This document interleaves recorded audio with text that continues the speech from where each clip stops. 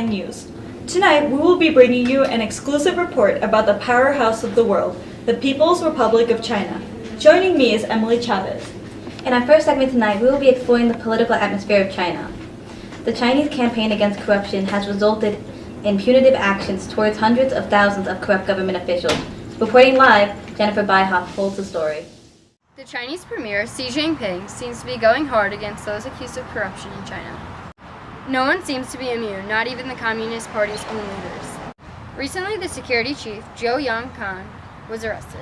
The Central Commission for Discipline Inspection is spearheading an anti-corruption campaign. So far, 400,000 have been disciplined and half have been prosecuted in court. It seems that the premier is determined to completely reform the political culture of the party. The huge Chinese bureaucracy is extremely hard to control, and the local governments are even harder to monitor. Here in the capital, Beijing, officials are showing more restraint in their immoral practices. It is uncertain whether the premier's campaign will succeed in the long run without institutional reforms. He is solely relying on changing the political culture and is adamant about maintaining one-party control. Only time will tell if he is successful. And now Cassandra Chang will inform us on China's economic status. Here with Cassandra Chang, we will discuss how China will determine the shape and future direction of the global economy. So Cassandra, tell us how 2015 has differed from 2014. Well, in 2014, growth was 7.4%, the slowest expansion for 24 years. With America yet to stage a convincing recovery, China is now the world's growth locomotive. With U.S. GDP having contracted during the first quarter of 2015, and maybe this quarter too, it's hard to overstate the importance of the People's Republic to the global economy. And what other parts of the world has this affected? China's export-focused factories struggled to expand in April as government steps to stimulate the economy failed to offset the slowdown in Western demand. The prospects of Chinese markets crashing ranks among the calamities that now threaten the world economy. If Chinese stocks were to plunge, then would it weigh heavily on the economy and in turn the rest of the world? Having grown by 9.8% a year since the late 1970s, the Chinese economy is now bigger than America on a purchasing parity basis. It's worrying then. The Shanghai Composite fell by almost 7% on Thursday, one of its steepest single-day drops in 15 years. The shape and future direction of the global economy is increasingly being determined by China. Oh, news update by Kim Do.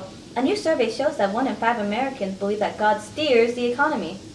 Mystery solved. God is Chinese. Back to you. We're here now live at the site of women's rights protests, where 5 female civil rights activists were detained earlier this week.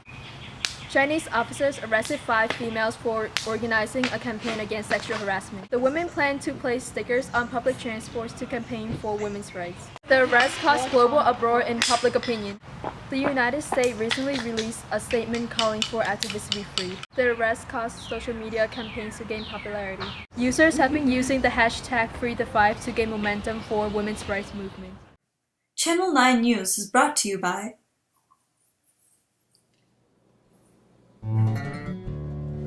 Rice, feeding people.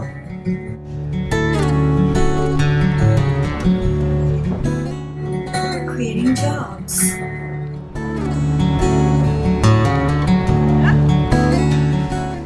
Building diets.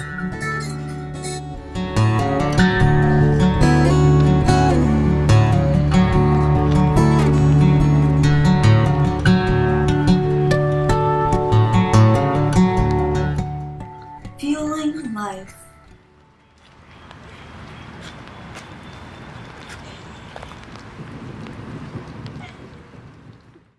Hi, I'm Cassandra Chang in Guangzhou, China, interviewing Kian Liu on the one-child policy. Kian, what's your view on the one-child policy? I believe that the one-child policy is a detriment to families who want more than one child. They are forbidden from having the family they want and have to make do with a single child.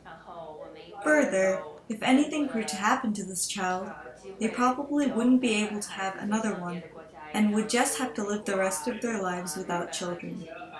The one-child policy should be removed since now the population is not increasing at such a rapid rate. The population can be controlled using incentives for not having children or only one child.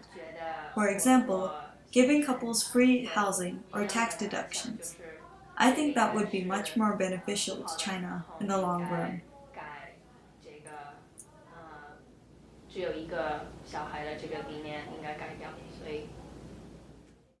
After decades of maintaining a minimal nuclear force, China has re-engineered many of its long-range ballistic missiles to carry multiple warheads.